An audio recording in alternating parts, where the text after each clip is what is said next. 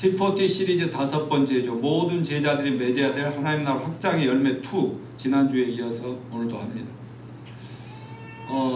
저는 이번 한 주간 동안에 나라가 이렇게 위기에 처해 있을 때 크리스찬으로서 또 목사로서 내가 해야 될 최선의 일과 자세와 태도는 무엇일까를 많이 생각하는 시간들을 가졌습니다. 그 결과 저는 역시 나의 성경적인 세계관과 성경적인 역사관에 입각해서 내가 세상을 위해서 할 최선의 일은 물론 나라를 위해서 기도하고 그러지만은 내가 해야 될 최선의 봉사는 뭐냐? 그건 주님이 모든 시대 모든 교회 모든 제자들에게 명령하신 그리스도의 지상 명령에 순종하는 것이라고 다시 한번 다짐하게 되었습니다. 우리가 사는 이 지구온은 세월호처럼 또 옛날에 타이타닉호처럼 원래 너무 부정하고 부패하고 무자비하고 무책임한 사람들에 의해서 어차피 망가지게 돼 있고 무너질 수밖에 없어요.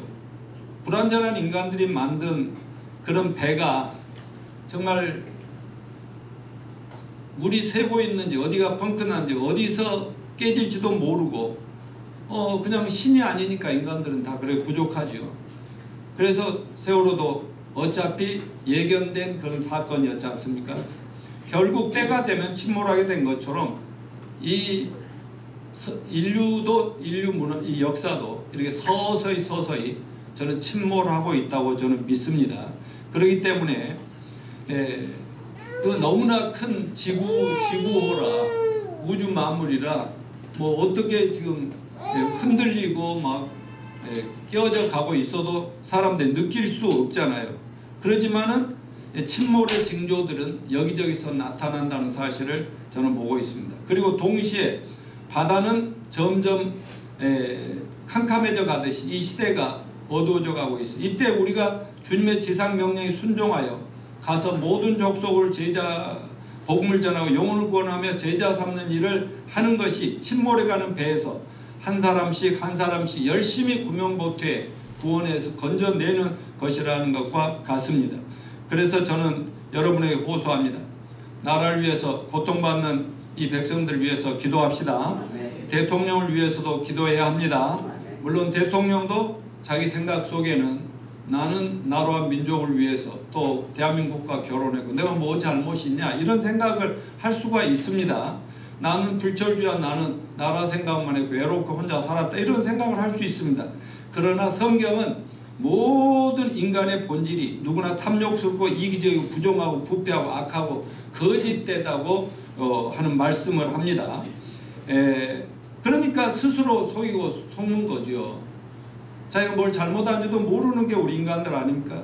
그러한 대통령도 자기 자신도 어찌할 수 없는 자신을 하나님 앞에 엎드릴 때 자신을 한번 냉정하게 살펴보면 자신의 죄악됨과 죄악됨에 대해서 슬퍼하며 애통하며 회개하지 않을 수가 없는 것입니다. 그런데 하나님은 죄를 참으로 미워하십니다.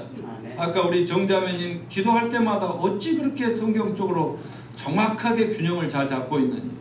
죄는 정죄되어야 마땅하지요. 죄는 마땅히 정죄되어야 되고 처리되어야 됩니다. 그러나 하나님은 죄인을 사랑하십니다.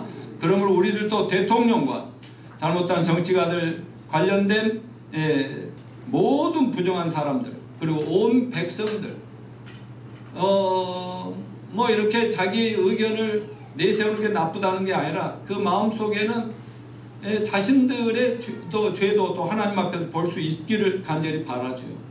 그리스도인들 같으면 내가 더 나라를 위해서 기도하고 내가 더 바르게 살지 못해서 이러지 않는가 하고 살피며 기도하는 그런 자세가 필요하다고 생각이 됩니다. 그래서 대통령 이하 누구도 우리가 미워하고 증오하고 우리가 재판하려고 해서는 안 된다고 저는 믿습니다.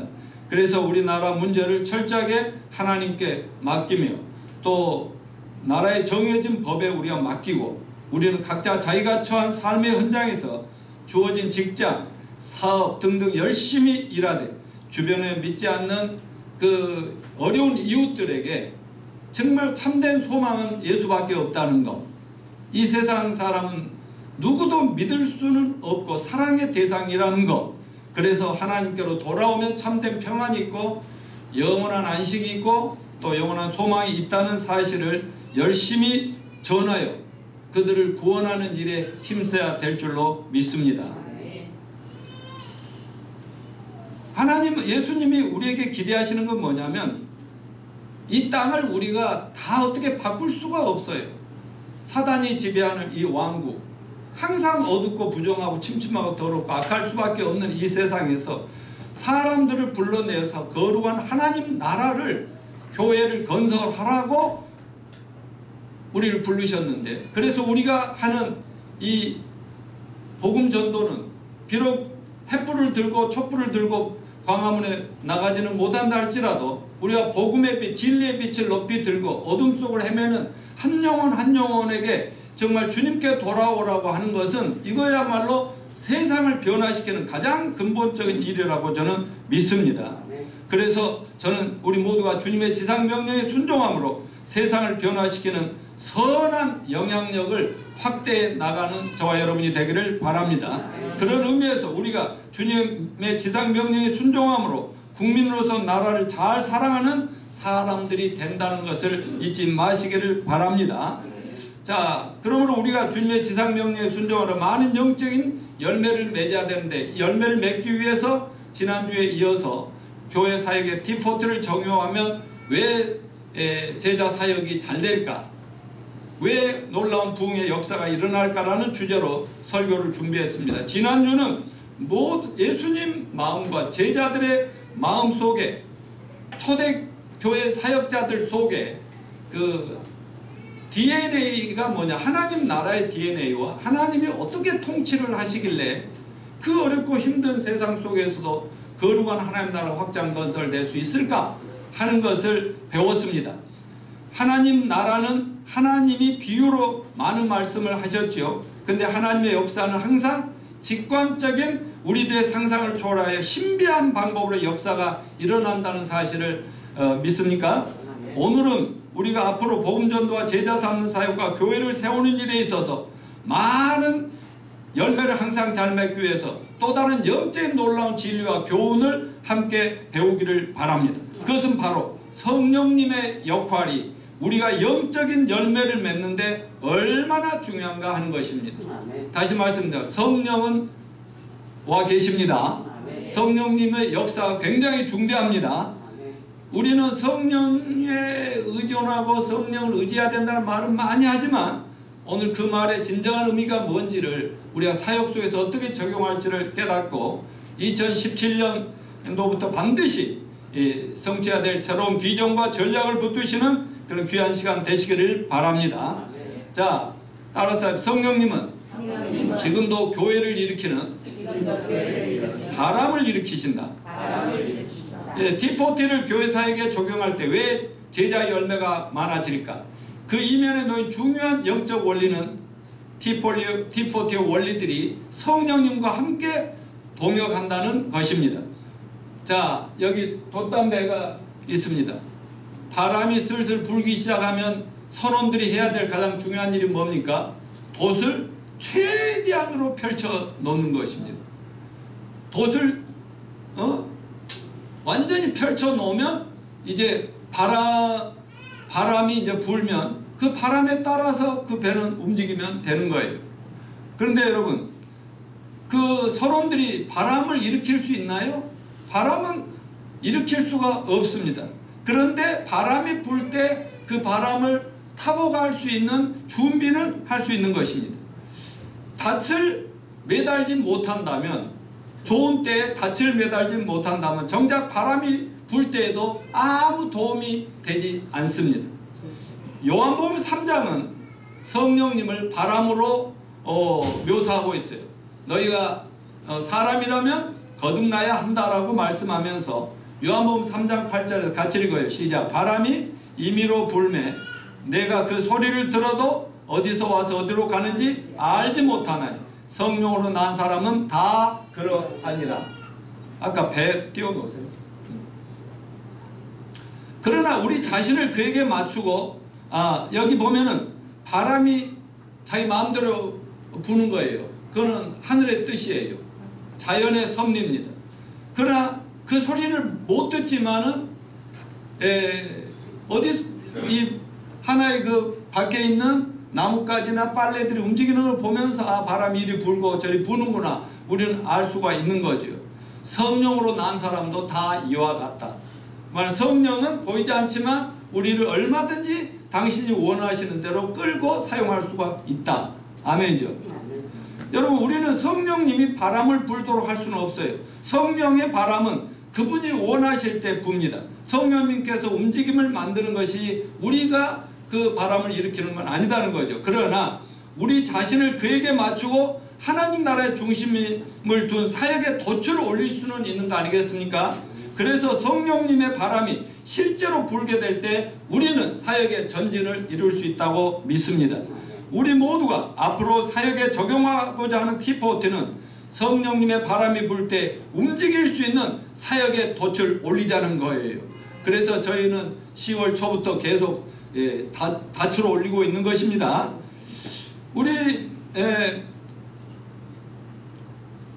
우리가 모두가 앞으로 사역에 적용하고자 하는 키포인트는 성령님이 바람 불 때 움직일 수 있는 사역의 닻을 올리는 하나의 그 과정, 이걸 앞으로 우리가 훈련하자는 것이고요. 성령님의 바람은 오늘날에도 전 세계적으로 불고 있습니다. 하나님은 우리가 그분과 함께 동행하기 위해서 우리 자신을 그분에게 철저히 맞추기를 원하고 계십니다. 제자들과 목장과 교회가 재생단되고 번식하는 걸 경험하는 비결은 성령님을 더 깊이 이해하게 되기를 바랍니다. 특별히 성령의 역할 중에 두 가지를 철저하게 정확하게 이해하고 깨닫고 거기에 동역하고자 하는 자세를 우리가 갖춰야 되겠습니다. 따라서 하십시오. 사역의 열매는 성령님의 발을 이해에서부터 시작한다. 성령 하면서도 교회 안에 다른 영이 역사할 수도 있고 또 성령의 진정한 의미를 이해 못하는 사람도 너무 많습니다. 우리는 우리의 전도 사역과 제자 삼는 사역 획기적인 변화들을 가져다 줄 놀라운 진리, 성령님은 두 가지. 따라서 공격자요, 교사라는 사실을 배웁시다. 교사이십니다. 다시 성령님은 공격자이시고 선생이십니다. 이걸 배우고 깨닫는 데서부터 우리 사역은 변화가 일어나리라고 믿습니다. 먼저 성령님은 공격자이시다. 이건 attacker against the sins, 죄에 대한 공격이단 말이에요. 16장 8절 같이 읽어요. 시작. 그가 와서 죄에 대하여 의에 대하여 심판에 대하여 세상을 책망하시리라.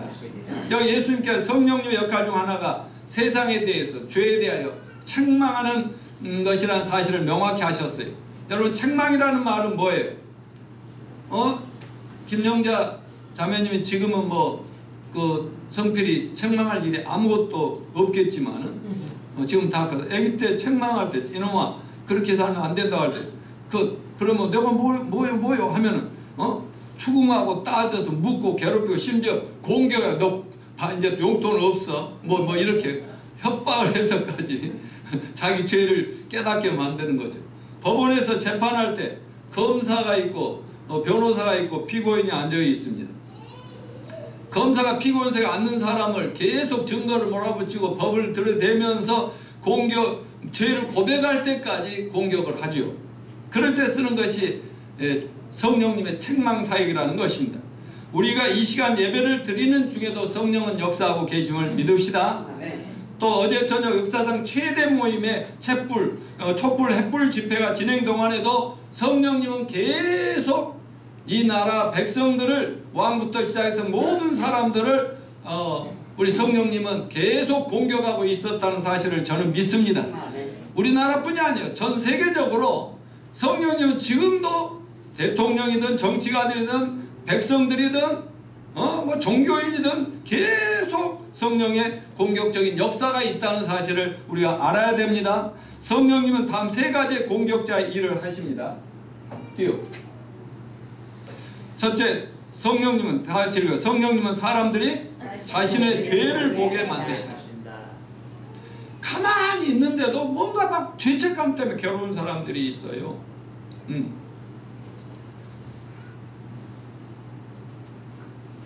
아니 이번에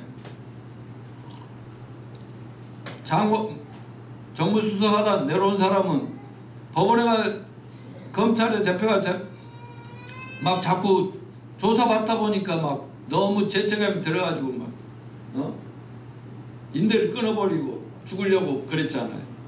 그러니까 성령님은 알게 모르게 믿는 사람이다 안 믿는 사람 계속 죄를 보게 만들고, 두 번째 성령님 뭐예요? 다른 종류의 의에 대한 열망을 갖게 한다. 나도 좀 의롭고 싶어. 옳게 살고 싶어. 나는 내 죄는 이렇게 어떻게 해야 돼? 어떻게 용서받을 수? 이렇게 좀 정의롭고 올바르게 살고자 하는 열망이 있어요. 세 번째 시작. 성령님은 영원한 심판, 죽음의 두려움을 회피하고자 하는 마음을 갖게 한다. 누구나 죽음은 두렵고 심판도 두렵습니다. 어떻게 이걸 피할 수 있을까 하는 그런 마음이 마음속에 다 있는데, 이 세 가지 역사를 오늘 이 순간에도 어디선가 계속 하고 계신다는 사실을 믿읍시다. 자, 여기서 알아야 될 것은 우리 크리스찬들이 목사가 아니라 성령님이 공격수임을 알아야 됩니다. 그분은 사람들의 마음과 생각 속에 있는 거부하는 심정, 믿지 않으려는 강팍한 심령을 갈기갈기 찢는 역사를 성령님이 하고 계십니다. 여러분 인생에 좌절하고 절망하고 죽고 싶은 많은 일들을 경험하도록 만드시는 분이 성령님이라고 저는 믿습니다. 본인들은 내가 왜 이런 일이 닥치고 내가 열심히 사는데 왜 어려움이 닥치나 이럴지 모르지만, 성령님은 어떤 귀한 목적을 가지고 계속 이렇게 다스리고 갈기갈기, 이걸 공격이라고 그랬어요. 하고 계신다고 믿어야 됩니다. 우리 중 많은 사람들이 전도할 때 전도하기 위해서 자신이 먼저 어떤 사람들에게 다가간다고 생각하는데 이건 오해입니다. 우리가 먼저 가는 것이 아니라 우리가 사람들을 찾아가기 전에 먼저 성령님이 그들을 찾아가서 역사를 하고 계신다는 사실을 깨달아야만 합니다. 우리 중 많은 사람들이 우리가 복음을 전하기 전에 그 사람들의 죄를 공격해서 마음밭에 있는 그 완악하고 딱딱한 돌들을 깨내야 되고 뽑아내야 되고 드러내야 된다고 생각을 합니다. 뭐 길거리에 가면은 그 어떤 나팔을 가지고 그냥 여기다 뭐를 차고, 뭐예요? 이거 여기 차는 건 뭐라고 그래? 방탄복. 차고 뭐라고 그래요? 회개하라! 회개하라! 뭐 회개하라! 예, 회개하라고 나쁜 건 아니지만은 우리가 막 이 죄인들아,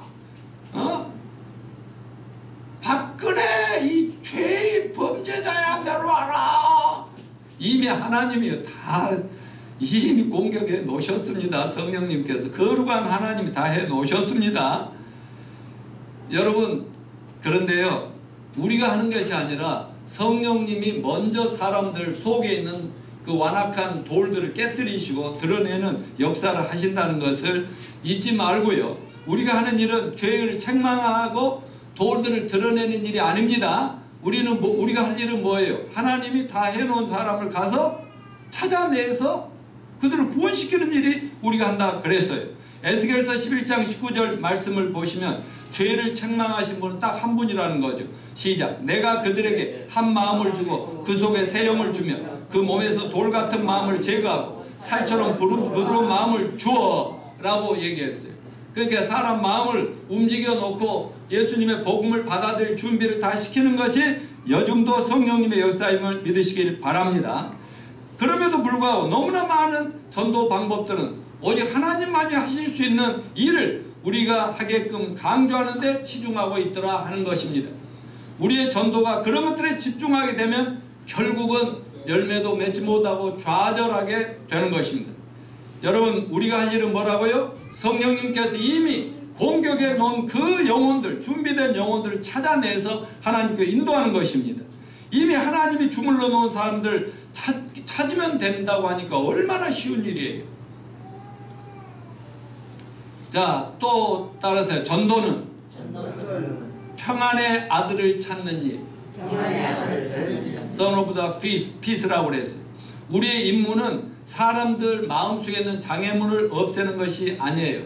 물론 우리가 제가 이제 전국 대비를 하면서 보면 성경을 펼쳐놓고 성경 말씀을 스스로 읽게 하고 역사하면요, 그 사람 속에 성령이 역사해서 그가 얼마나 자기가 하나님 앞에 못된 죄인인가, 비록 목사일지라도 장로, 집사, 교회를 오래 다녔을지라도 자기가 죄인인 걸 스스로 더 깊이 깨닫고, 그럼 나는 어떻게 하면 되는데요, 이렇게 나오게 되는 것입니다. 말씀이 전해질 때 성령이 역사하는 건 맞아요. 그러나 우리가 하는 일이 죄를, 넌 죄인이잖아, 너는 막 못됐어, 변화받아, 막 이렇게 해서는 안 되죠. 성령님이 이미 공격하고 있는 사람들을 찾아내는 것이 우리의 임무라는 사실입니다. 우리는 전도함을 통해 이들을 어떻게 찾아낼 수 있는가? 누가복음 10장 5절부터 7절을 같이 읽어봅시다. 어느 집에 들어가든지 먼저 말하라. 이 집에 평안이 있을지어다 하라. 만일 평안을 받을 사람이 거기 있으면 너의 평안이 그에게 머물 것이요, 그렇지 않으면 너에게로 돌아오리라. 그 집에 유하며 주는 것을 먹고 마시라. 일꾼이 그 싹을 받는 것이 마땅하니라. 이 집에서 저 집으로 옮기지 말라. 전도를 내보내면서 예수님이 가르치셨어요. 너희가 이 집 저 집을 두들겨 다니면서 예수 믿으라고 전도하러 갈 때 어느 집을 문을 두들면 어떤 사람이 누구세요 하고 나오면서 뭐예요? 그러면 무조건 샬롬 하라는 딸, 샬롬. 샬롬, 평안을 받으소서. 하나님의 평안이 이 가정을 채우소서. 하나님의 평강이 이 가정에 넘치기를 축복합니다. 그런 의미죠.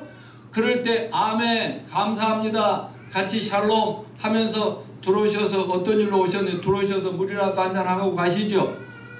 요렇게 하라는 거예요. 요거를 스님들이 잘 배운 것 같아요. 그래가지고 옛날에 보면 스님들이 남의 집 문 열고 대문 열리면 이리 오라 하고 문 열어주면 나 물 한 잔 얻어먹고 물 한 잔 주시오. 예 스님하고 들어오면 마루에 앉아가지고 그럼 물 한 잔 얻어먹으면서 이 집에 사기가 충만하구나, 죽을 기운이 있네. 이거 그럼 무슨 일입니까? 어떻게 해야 됩니까? 돈을 바쳐라, 불공을 드리고 구슬해야 되겠다, 이런 식인데, 우리 이 원전이 어디 있냐면, 예수님이 전도할 때 제발 사람들 만나 샬롬을 축복을 해줘라, 평안을 빌어줘라. 그러면 그들이 받아들이면은 그 집에서 머물러서 그 영혼을 구원하라. 그 사람은 구원받을 준비가 되어 있다, 이런 말씀을 하고 있는 거예요. 그래서 우리가 할 일은 뭐냐? 하나님의 영은 평안을 받을 사람들을 준비시키고, 평안 받을 사람이란 글자 그대로 전도를 하면은 그걸 당장은 아니라도 다음에라도 받을 준비가 된 사람들이기 때문에, 마태복음 10장, 누가복음 10장, 그리고 사도행전 가르침에서 평안 받을 사람은 우리가 전하는 복음을 쉽게 받아들일 수 있는 길 잃은 영혼들이다 라고 얘기가 되어 있어요. 그래서 그런 사람들은 자기가 구원받으면 사회적 관계망이라는 오이코스 있잖아요. 가족, 친구, 이웃, 동료들의 구원의 통로가, 복음의 통로가 되는 것입니다. 그는 우리의 복음을 즉각적으로 받아들이지 않을지 모르지만 당장 거부하지는 않고 아주 열린 마음으로 이렇게 해서 다음을 기약하고 언젠가 머지않아서 반드시 그들이 구원받을 기회가 온다는 사실 또한 믿읍시다. 제 경우도 보면 29살 때까지 하나님이 철저하게 저를 공격하셨던 것 같아요. 주물러 놓으셨어요. 제가 어려서부터 교회 다녔잖아요. 근데 성령님은 계속 나를 괴롭히는데 나는 성령이 괴롭힌다고 생각하지 않았죠. 되는 것도 없고 또 이리 가보면 아니고 회의가 오고 절망이 오고 점점 나이가 들어가고 사회에 진출하니까 더 잘 될 줄 아는데 어려움은 많아지고 그러면서 자꾸 좌절과 회의와 허무와 이런 것들을 계속 공격하는 거예요. 교회 가도 진리는 누가 전해주지도 않고 복음도 안 전해주고 나는 다 준비됐는데 목사님들도 물어봐도 복음의 핵심을 나한테 정확하게 전해주지를 못했어요. 그냥 다니면 된다잖아요. 그런데요, 저는요, 내가 목사님을 초청해서 나 좀 구원시켜 달라고 해가지고 나는 구원받은 사람입니다. 그러니까 구원을 받자마자 얼마나 그 즉석에 나는 와이프에게 복음을 전하고 가족 친지들, 동료들, 동창들 구원시키는 통로로 하나님이 엄청나게 쓰시더라 이 말이에요. 왜 아멘 안 할까? 여러분, 키포티는 이런 준비된 사람을 찾아내도록 도와주는 그런 작업. 그래서 우리가 계속 연말까지 연초까지 할 거예요. 우리는 그저 적은 수의 몇 사람과 관계를 형성하고 몇 개월, 수년 동안 인간관계는 되게 잘 맺는데 어느 날 제가 예수 믿어요. 나 목사예요. 그래 말하면 전도의 열매가 맺히지 않더라 그 말입니다. 시간만 엄청 낭비했어. 마음속에는 전도하기 위해서 그런 건 맞아요. 친해졌어요. 그런데 자기들끼리 그냥 즐거운 사이가 되고 나중에 늦게나마 교회나 갑시다 하면 아주 아니라고 이렇게 거절당하는 경우가 많습니다. 우리는 성령님께서 이미 공격하고 계시는 사람들을 찾으며 우리의 인간관계가 정말 이 사람들에게 시간과 에너지와 뭐 이런 걸 물질을 투자할 만한 가치가 있는가, 이 관계를 걸러내야 되는데 걸러내는 방법이 뭐냐면 아예 전부터 난 크리스찬이요, 내가 믿는 예수 믿고 평안을 찾고 죄 용서 받고 심판 피하고 오늘 죽든 100년 후에 죽든 천국 갑시다, 이럴 수 있는 자기를 드러내서 거기에 대해서 딱 완강히 거절하면 이건 아니구나, 더 거기에 대해서 막 관심을 보이고 또 좋은 자세로 나도 이런 사람들에게 집중해야 열매도 맺히고 시간도 절약되고 그런 거 아니겠습니까? 우리가 사역해야 될 사역 속에서 성령님께서 이미 만들어 놓으셨기 때문에 우리는 복음 전도의 저항이 가장 적은 길을 우리는 따라가는 것입니다. 두 번째, 성령님은 첫째 어테커라고 그래요. 공격자. 두 번째, 성령의 역사는 뭐예요? 교사이십니다. 아멘. 교사. 사도 요한복음 14장 26절 시작. 보혜사 곧 아버지께서 내 이름으로 보내실 성령, 그가 너에게 모든 것을 가르치고 내가 너에게 말한 모든 것을 생각나게 하리라. 요한일서 2장 27절 너희는 주께 받은 바 기름 부음이 너희 안에 거하나니 아무도 너희를 가르칠 필요가 없고 오직 그의 기름 부음이 모든 걸 너희에게 가르치며 또 참되고 거짓이 없으니 너희를 가르치신 그대로 주 안에 거하라. 이 말씀이요, 저도 구원받고 왜 이런 말씀이 있지? 목사님한테 배워야 되고 교회 가서 막 배워야 되는데 왜 성령이 있으면 아무도 가르칠 필요 없이 하나님이 다 가르쳐 주신다네? 근데 저는 교회 가서 목사님에게 배우고 교회 가서 설교도 듣고 성경 공부도 하고 그렇게 하면서도 이게 무슨 말이지? 왜 이런 얘기를 하시지? 근데 여기의 핵심은 뭐냐면 하나 믿어야 돼요. 성령님은 스승이시다. 아멘? 성령은 교사이십니다. 누군가가 예수님을 영접하고 구원받으면 그 안에 누가 와 계세요? 성령이 와 계십니다. 성령님이 와 계시다. 성령이 오셔서 임재하시면 누구든지 성령이 스승 되셔서 그런 노래가 있잖아요. 성령이 선생님이 되셔서 그가 어떻게 하나님을 섬기고 어떻게 성경을 깨닫고 해석하며 어떻게 믿음을 키워나가며 어떻게 하나님의 일에 쓰임을 받을 수 있는지 성령께서 스스로 가르쳐 주신다 그 말입니다. 저도 아주 좋은 실례입니다. 그 목사님은 한 시간, 2시간 정도 나에게 내가 복음 좀 전해주시고 구원해 주세요 했을 때 복음 전해 구원 받았어요. 물론 그 뒤로 그분은 일주일에 한두 번씩 또 가끔 오셔서 또 가끔 집에 초대해서 밥도 한번 먹여주시고 또 교제도 해주시고 또 우리 목사님도 담임 목사님도 한 번씩 오시고 또 우리가 살아가면서 어려움이 닥치면 목사님 사모님을 모셔서 이럴 때는 어떻게 해결하면 돼요? 라고 물어보고 마치 이한이가 자라나면서 자꾸 질문하듯이 저도 그런 도움을 청할 때는 있었지만 항상 그분들이 나하고 함께 있지는 않았지 않습니까? 근데 저는 또 저희 와이프는 뭐냐면 성령이 오고 나니까요, 그때부터는 성경이 막 그리워지고요, 입맛이 땡기고요, 막 하나님을 너무 알고 싶고요, 이걸 누구 막 전하고 싶고요. 이게요, 그냥 저는 이 말씀을 믿습니다. 그대로 성령이 오시니까 그분이, 그러면 내가 가짜로 믿었나 진짜로 믿었나, 그리고 열심히 제대로 잘하나 못하나, 목사가 계속 24시간 감독해야 되고 감시하면서 나하고 같이 살아줘야 맞잖아요. 1년이고 2년이고 다 될 때까지. 근데 그렇게 안 하셨어요. 일주일에 한 번 교회 가고 일주일에 한두 번씩 그분이 오시고 필요할 때 모시고 이랬는데 나는 계속 하나님의 일에 헌신하고 사역이 이루어지고 있더라, 그 말이에요. 어찌 아멘 오늘 어째 찔려요? 그래서 문제는 뭐냐면 오늘날 너무나 많은 제자훈련 방법이 교사나 목사, 목자나 제자훈련가나 훈련자를 너무 의지하게 만든다. 너무나 의지하게 만든다. 이게 문제예요. 왜 그러냐면 예수님의 그 제자훈련에 거기에서 그걸 본받고 싶어 하기 때문에 그렇게 되는 거예요. 12명을 딱 불러다 놓고 3년 반을 예수님 훈련시켰잖아요. 그리고 철저하게 예수님을 의지하게 예수님 따라다니면서 함께 살면서 이렇게 훈련했잖아요.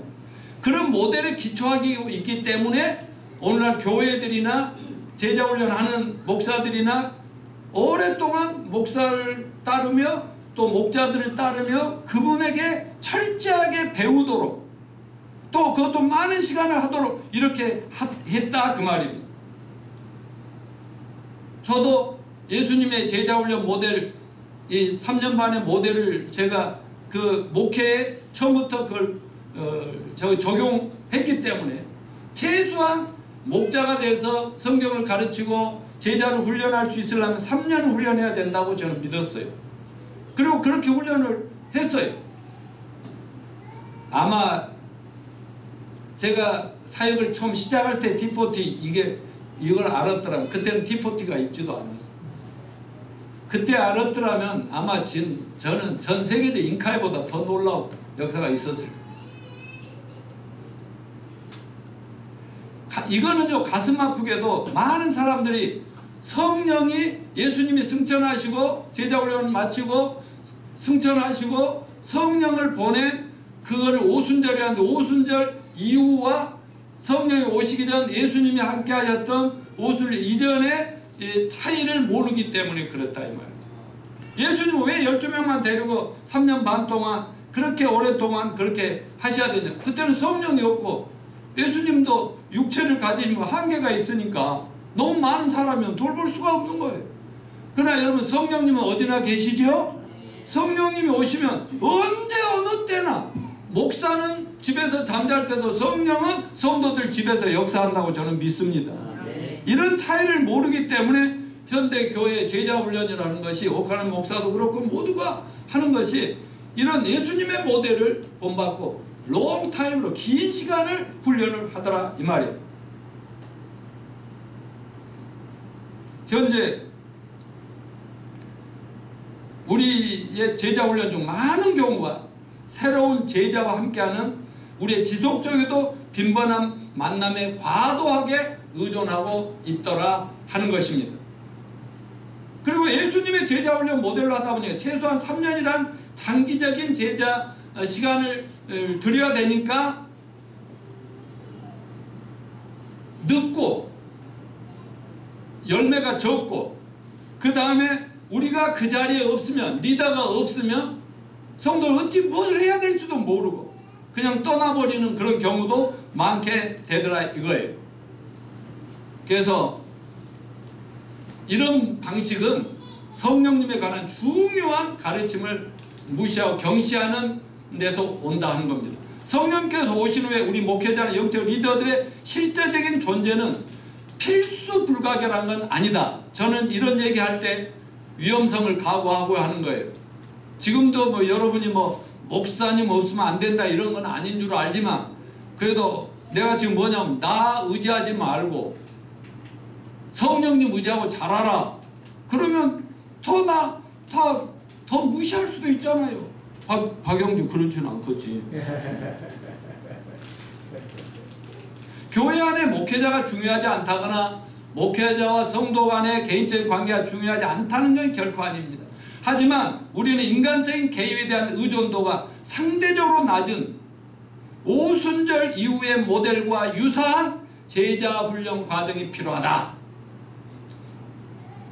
이것은 새롭게 믿음을 가지게 된 사람 삶 속에서 성령님이 임재에 의존하는 놀라운 역사를 감당하는 하나의 모델을 제시하는 거예요. 이는 모든 성도의 제사장 직분을 위해서 필수 불가결한 조건이다. 다시 말하면 오늘날 예수 믿으면 전부 왕같은 제사장 맞죠? 목사만 제사장 아니죠? 모두 왕같은 제사장이잖아요. 그러면 모두가 사역자죠? 목사가 이상으로 일해야 할 수 있어야 되는 거죠? 그런데 뭐냐? 그러면 여러분이 목사를 의지하느냐? 누구를 의지해야 돼요? 성령님을 의지해야 된다. 그 말씀 아닙니까? 근데요, 여기에 이제 예수님 제자훈련 모델을 선택할 것인가? 성령님의 사도 바울의 제자훈련 모델을 선택할 것인가? 이런 갈등이었다고요. 근데 저는 이게 정말 더 많은 목사들 놓고 이 강의를 할 겁니다. 이때가 더 신난데 여러분들 그래도 여기 일당백이니까 여러분들하고 먼저 얘기를 나눕니다. 목사님들한테 얘기할 때는요 아주 강력하게 얘기를 하죠. 그 대신 내가 참회적으로 하죠. 내가 잘했다는 게 아니라 내가 이런 미스가 있었다, 잘못이 있었다 라고 얘기를 하는 거예요. 자, 사도 바울은요 누구에게 전도해서 새신자가 생기면 자기를 의지하게 만들지 않았어요. 철저하게 성령과 복음과 말씀을 의지하도록 만들었잖아요. 근데 예수님의 제자훈련 모델은 3년 반 동안 나 따라와. 나와 동행하면서 같이 있으면서 예수님을 본받고 배우며 따르며 예수님처럼 변화되는 것이었죠. 바울은 어떻게 했냐면 어느 지역에 가면 몇 주 동안 머무르면서 한 영혼이라도 구원하면 바로 그분에게 복음을 전하고 한두 주간 가르쳐 놓고 또 어디로 떠나가요. 왜 떠날 수 있어요? 자기가 복음으로 낳은 영적으로 어린 신자를 놔두고 왜 어떻게 떠날 수 있어요? 성령님께 맡기고 성령님이 구원받은 이상 네 안에도 성령님이 있다는 것을 확신했기 때문에 그런 거 아니겠습니까? 그러면 이상하게 확장이 되는 거예요. 이상하게 확장해요. 나를 구원시켜 놨더니 그 목사님 구원시켜 놨더니 나는 누가 감동하든 하든 말하든 안 하든 나는 복음을 전하게 되는 거예요. 입을 열려서 간증도 하고 전도하는 거예요. 이게 성령의 역사였어요. 여러분 사도 바울이 왜 그렇게 빠른 시간 안에 그냥 어린 신자들 놔두고 다른 지역으로 가고 또 가끔 편지도 보내고 또 가끔 찾아가서 또 말씀도 나누고 하기는 했지만은 왜 그랬어요? 바울 자신이 아니라 또 아볼로나 게바를 의존하는 게 아니라 성령님께서 그들의 교사가 되고 스승이 되고 친히 가르치시고 인도한다는 것을 믿었기 때문에 그런 일이 가능했다. 이게요 엄청나게 우리 한국 교회에도 도전을 주고 충격을 줄 거라고 저는 믿습니다. 왜냐면요 여태까지 오랜 동안에 제자훈련을 하는 것과 사도 바울처럼 제자훈련을 할 때 열매 차이가 엄청나게 나리라는 걸 저는 확신합니다. 그렇다고 해서 바울이 성도를 가르치지 않았다는 의미하는 것이 아니에요. 그런 새 성도들에게 성령의 음성을 듣는 법, 말씀을 읽는 법, 성경을 삶에 적용하는 법, 또 믿음 안에 성장하는 이런 것들을 짧은 시간에 아주 확실하게 가르치고 또 성령님께 맡기고 다른 사람을 또 돌보고 이렇게 했다 이 말이에요. 결국 바울이 없었어도 그들이 빠르게 성장할 수 있었던 건 뭐냐? 어떤 사람이 아니라 성령님 인재하심에 의존하는 법을 사도 바울 자신이 믿었고 배웠기 때문입니다. 이미 인재하고 계시는 성령님보다 사람 교사나 목자들에게 더 의존하는 어떤 제자훈련 프로그램도 사람에 의해 좌우될 수 있기 때문에 더딘 성장 속도를 보일 수밖에 없는 것이다 하는 겁니다. 대조적으로 앞으로 우리가 실현해 나갈 T40는 모든 성도들로 하여금 그들의 삶 속에서 하나님의 계획과 그분의 소명을 달성하는 데 있어서 성령님께 의지할 수 있도록 하는데 초점이 맞춰져 있는 것입니다. 이해되시죠? 네. 제가 지금 연말이 되면 어느 교회나 목사들 다 느끼는 거지만 이래서 사람 안 보이고 저래서 사람 안 보이고, 근데 그나마 우리 장로님 너무 감사해. T40 이 책 안 해줬으면 지금 내가 굉장히 낙심스러울 수 있어요. 별 생각을 다 할 수 있을 거예요. 털어버려? 끝내버려? 아니, 별 생각을 할 수 있었을 것이다, 그런 생각이 있다는 게 아니라, 그런데 내가 왜 이렇게 단 몇 사람을 놔도 이 어려운 것들을 가지고 막 이렇게 외치냐면 제 속에 소망이 넘치고 있기 때문에. 아멘. 네. 여러분 몇 사람만 있어도 얼마든지 돌파해 나갈 수 있다는 확신이 있기 때문에. 아멘. 아멘. 바울이가 지금 오고 있고, 그래서 나는 희망이 있고 기쁨이 있다 이 말이야. 마리아 안 하는 것 같아도 철저히 교회를 지키는 마리아가 있는 한 내가 어디로 가? 성필이가 지금은 막 대학생활에 바쁘고 알바하고 바쁘고 또 연예 대상 친구도 찾아야 되고 바쁘지만 그래도 네 안에도 성령님이 계시고 하나님 계시잖아. 그리고 군대에 있을 때 꽤 잘했잖아. 사회 나오니까 좀 집중이 안 될 거야. 그런데 있는 한은 내가 개인적으로도 어쩌든지 T40 훈련을 시켜준다 이 말이에요. 그리고 성령님에게 맡기면 대학교가 난리가 나버려. 건국대학교가. 오, T40네. T40. 쟤 누구야? 아니, 저희는 비행기 만들었는데 왜 T40가 뭐야? 아, TNT인가 보다. 그 폭탄 TNT.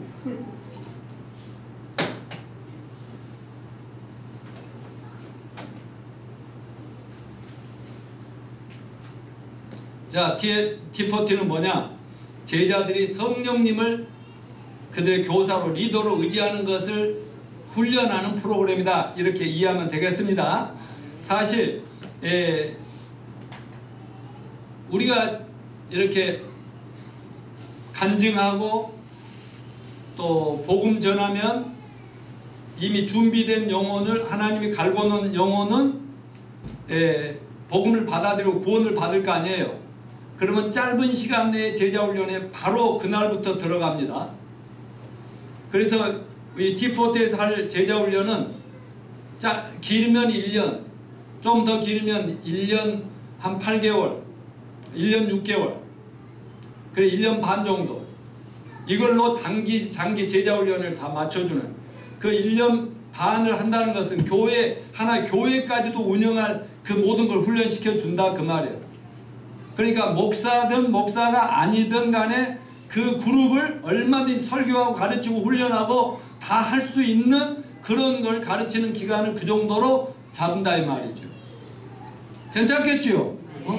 짧죠? 그 대신 애를 낳고 내 영적인 자녀를 키우는 그런 일은 6주나 뭐 10주 안에 끝내고 그 다음부터는 스스로 성경 공부하도록 만들어 나가는 그런 것도 훈련을 해줄 거라 그 말이에요.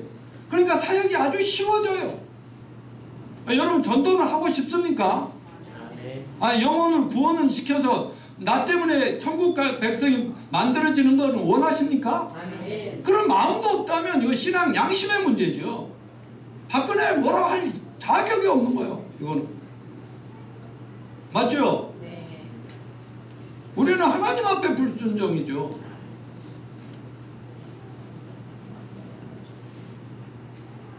그러니까 길게 하는 것보다 짧게 하니까 훨씬 더 본인들도 좋고 막 열매도 확장되고 빠르더라. 그게 세계적으로 보고가 나와 있다 그 말씀입니다.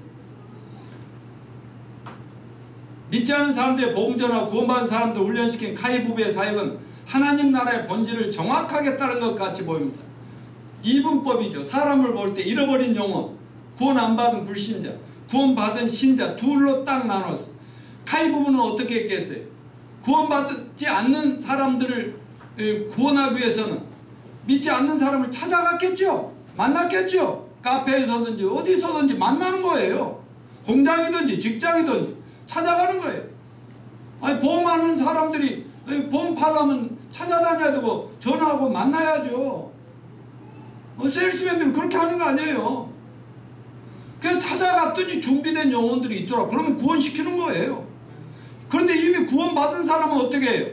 성령님을, 네 안에 성령님이 있어요. 성령을 의지하는 법을 가르쳐주고 성령의 스승 되심을 통해서 성경 말씀을 스스로 깨닫고 배우고 영의 양식을 먹으면서 자기도 다른 사람의 복음 전하고 성경 가르치는 그런 영적인 사람이 되도록 훈련하자는 것이죠. 훈련.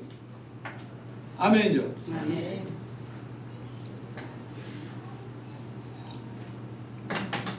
그러니까 잘 됐다고 얘기하는 거예요. 오메 여기서 딱 끝나면 좋겠네. 예. 조금 더 해야 될 게 있는데 다음에 한 번 더 하겠습니다. 자.